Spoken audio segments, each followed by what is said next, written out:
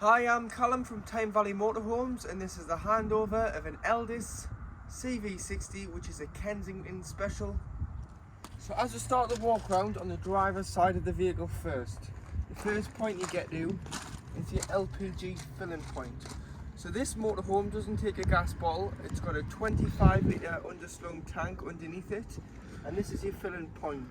So you would go to your local petrol station that sells LPG, get the gun. It's a bayonet fitting, so you push it in and turn the front of the nozzle so it locks onto the bayonet fitting, and then pull the trigger back so it pressurizes the filling head.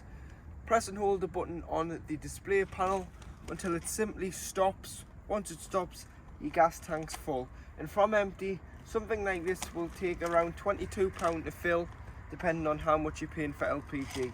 Obviously abroad that'll be a lot cheaper because LPG is very cheap over there compared to what it is in our country.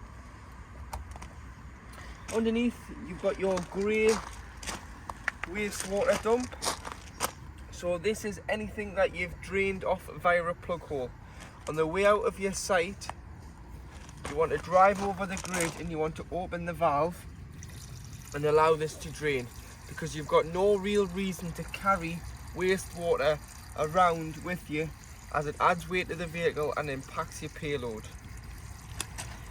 The blue one is of course your fresh water, so if you've taken on a source of contaminated water, you drain it down for the winter, or you're just simply not using the motorhome for a while. This is just a fresh water dump, so you can get rid of your fresh there.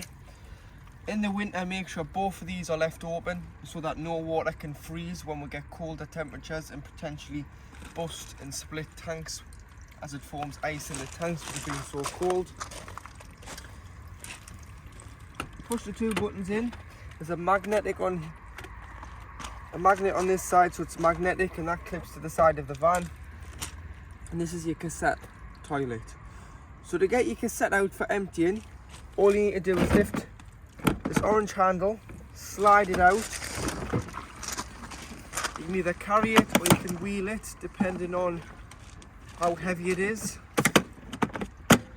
And then empty, take the cap off, press the orange button at the back and tip out.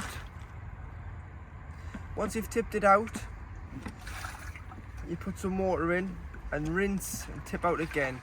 And your disposal point is normally beside your toilet block for emptying your cassettes on site. And then you can just slide this back into here.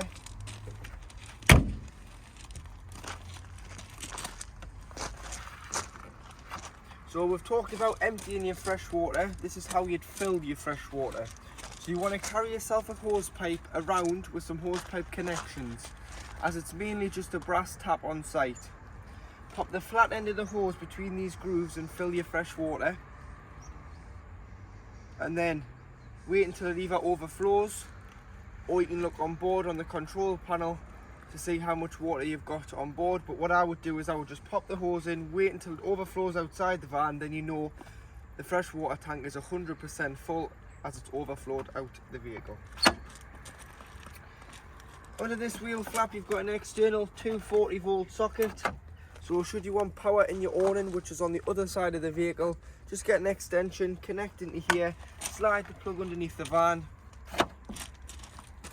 You've also got a flue for your space heater and boiler, so there's one for each. And then this is where you would charge the motorhome. So this is one of the main points, which is your hookup point. So to hook the motorhome up, you get your hookup lead. You want to lift the collar. Slide the flap up on the van, the motorhome first, then the site, and do it in reverse order. So whether you're hooking it up to the site or the house for charging, before you go away, always make sure the motorhome's first and the main source of power is last, and vice versa when unhooking, just to save you from walking around with a live lead and getting electric shock should the lead ever become damaged. On the back of the vehicle you've got your high level brake light and your reversing camera, which is built in. And then on this one you've also got tow bar, so it's a detachable one, which we can show you on collection how that works. We do have 13 pin electrics, obviously that doesn't come standard.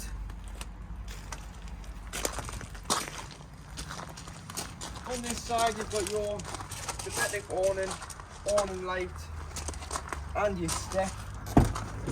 Your step goes in and out here on the switch.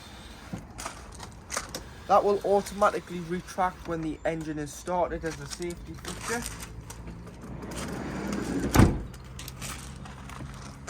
Here you have your diesel filler, which opens with the main ignition key, which is a lockable cap, and then underneath you've got AdBlue. So AdBlue, just because it's a new diesel styled engine, it's to keep the emissions low. It sprays the catalytic converter at a certain temperature to get the build-up of carbon deposits out of the catalytic converter. It's a 19 litre tank, so it holds 19 litres of liquid at any one time. So you can either buy it on the pumps or buy it in the drums, but when the light comes on between the temperature and fuel gauge, it's then ready to be topped up. And once that light comes on, top it up as soon as it does come on. Otherwise, driving on that light for over 1,500 miles, the engine may just stop and not switch on, and that's just your mileage countdown, but make sure you top that up. In here you've got your tyre pressure, so 5.5 bar, which is 79.5 psi, front and rear. Your toolkit's underneath your passenger seat, so you've got a jack and a brace and a tone eye in there. Engine battery lives underneath this compartment in the floor, so you just lift that off should you ever need to change the engine battery. And your bonnet release is just here.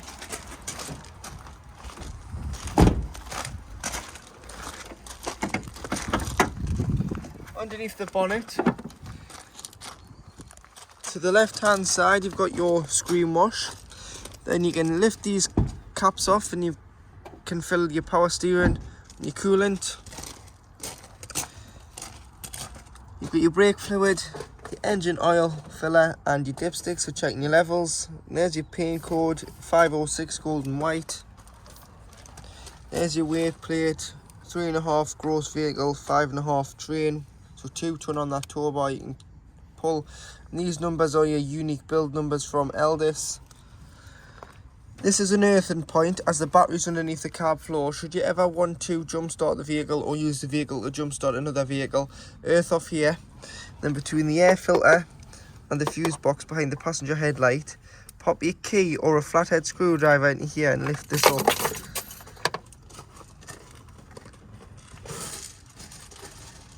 And you can put your red clip onto here and that'll give or receive a jump start. So at the top you've got your main 12 volt control panel. So you've got your master switch here, which will either turn the vehicle on or off of 12 volt. Obviously if you are hooked up you'll get mains, so you'll be able to use mains appliance equipment in your 3-pin sockets around the vehicle, but this will just turn on and off the 12 volt. Next to it you've got your pump, so turn your pump on should you want to use a taps, toilet or shower, but make sure you've got enough water on board before you turn your pump on, otherwise you can burn the element out on the pump. And to check how much water, you just press this one here, so you can see there we've probably got around 20 litres of water on board, but it does need filling back up. This one here is your leisure battery, and then you've got your interior lights and your awning light, and then your water. So that's why I said from outside, if you just fill them until they overflow, then you know that they're 100% full, because sometimes the probes which are in the tank can stick and will show a lot lower than what they are. So just make sure that you're filling it until full, and then you know it's 100% full. This is your entrance light. This is your gauge for your gas tank, so you can see that it's in the green there, so it's full. If that was to be in the red, it's time to refill it. And then your wheel, heater and hot water system. So hot water is the top, heating's the bottom. Plus and the minus is just the temperature of the van. Where it is now, it's equivalent to 30 degrees, but starting off with the hot water first.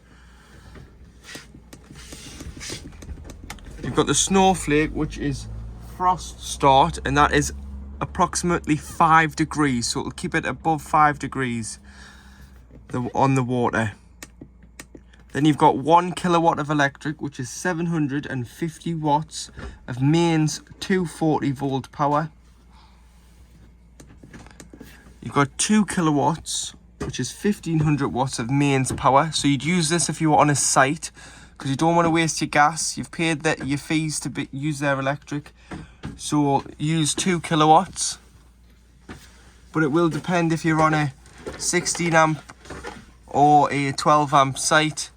12 amp you may have to use 1, 16 amp you can use 2 kilowatts. You've got gas on its own, so if you're planning on doing wild camping, you'll not be hooked up to the mains, so you'll be using your gas to heat the water. So it'll be this one here. Then you've got gas and 1 kilowatt of electric, and you've got gas and 2 kilowatts of electric. So that's gas combined with 1500 watts of electric. So what that'll do is, if you're desperate for water, using both sources together will drastically reduce the time it takes to heat the water. Put that on for 5 minutes, turn the gas off, should I say, and allow the electric to continue to heat the water. Underneath, 1 kilowatt, 2 kilowatts, 3 kilowatts on heating. Gas on its own if you were wild camping, then gas and 2 kilowatts of electric. So if you're away in the winter and you don't want to sit in a cold van, put this on for around 10 minutes, then knock it off and put it back onto this. And then that should continue to heat your motorhome, but take the chill off it first. This is just showing that your hot water is working there. As you can see, the steam coming off the water. The hot water is very hot. And then your cold is working as well. You got some storage in here and 3 gas isolation valve taps at the bottom. Any problems with gas, you can isolate each independent appliance here. Step switch, mains power plug, worktop extension, and then all you've got to do is pull this bar.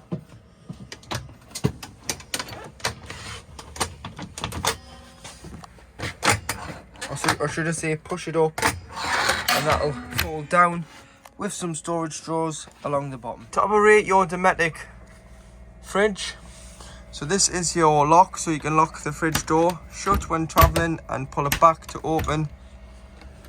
And you've got a large fridge with freezer box.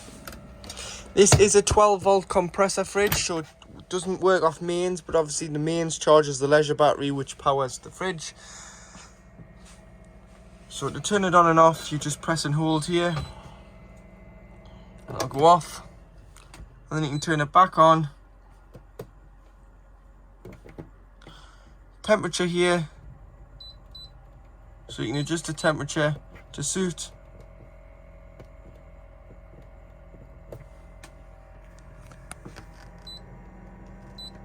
There you are, look. And you can use the mode button to switch between performance. Quiet on a night will lower the decibels of the compressor fridge, and then boost obviously puts the full temperature back on and brings it down to temperature as quick as it can. Remember, once you've finished using it, switch it off, leave the door open as it stops. Smells from foaming, so you want to pull this little toggle out, rest that upon there, like that, and once it's turned off, it'll allow air circulation in and out the fridge to stop the smells from forming in the fridge, which will then make the motorhome smell. Once in a while, give it a wipe out as well, just to stop the mold and bacteria from forming in the fridge. In the washroom area, you've got your hand basin tap, which is also your shower head, which clips on here. But just be careful when retracting, because it does have to push the cable down into the recess. And then you've got your push plug for the sink. Shower curtain, toiletry cabinet and some storage either side, with a toothbrush holder, toilet roll holder and 2 towel hooks. But to operate the toilet, what you've got to do is press this blue button here, which is your fresh water flush. So if you press and hold the button, you to get fresh water flush, always put a small amount of water in the toilet before you open the blade. It keeps the seal between the top of the toilet and the top of the cassette lubricated at all times. Then before you use it, you want to open the blade, which is this grey lever here. So slide this to the right. You can now use the toilet. After you've used the toilet, just give it a good flush and slide this back to the left. If you're going to use any cleaners, use a designated Fetford bowl cleaner, because bleach and things is too strong for the whiteness of the plastic shower trays and toilets. It'll discolour them, so do be careful. And it tells you there just a little bit about the care instructions, that don't use anything like a bleach or a white spirit or oil based. Just soapy water and a light microfiber cloth to wipe your toilet and your shower cubicle down, just so it doesn't discolour the white bright finish. So this is how your bed goes in the back. As it's like a day bed, all you do is slide it forward. This section at the back, which is normally a backrest if you're using it as a sofa during the day, slides down and you've got your French style bed at the back of the CV60. And then when you want to put it back, you just lift this forward, slide it forward, and there you are. It's back into position. Pressing the catches, you can open the lockers above, and you've got storage right the way through this side, storage in that one, and then in this one you've got your telly booster. So it's a fixed aerial, but you can amplify the signal here by turning it up and down should it be too strong or too weak. And then underneath you've got your Truma solar battery charger. So there's a solar panel on the roof charging the leisure battery. Obviously it's only as good as the round thing in the sky, so on a good sunny day, great. In the winter it'll still give you some charge on the odd sunny day, but not all the time. But please remember that it does go to sleep when you're hooked up to mains, as mains is a bigger voltage than a solar panel could ever provide, so it'll only work when you're not hooked up. Underneath the bed you've got your fuse box here, so you've got all your 12-volt fuses, which are listed what they do and the rating of fuse at the top. So do carry some spare fuses with you just in case one does blow. Switch at the bottom is tank heaters. So there's heaters in the tanks, probes. So if you turn this on, you'll use 12 volt to stop the water from freezing in the fresh and the waste tanks. So you can turn them on and off in the winter. And then you've got your main MCBs for your charger, fridge, water heater, boiler, sockets, and then your main trip test in the corner. So if you're struggling to get power, try tripping the van first. If the van doesn't trip, then it's not your end, it's the site's end. And then you've got some storage underneath, and at the back here, this is where your leisure battery lives, in that wooden box. So there's a main battery fuse in there and one leisure battery. Water pumps there with a filter, and you've got a little bit of storage for bits and pieces underneath the bed.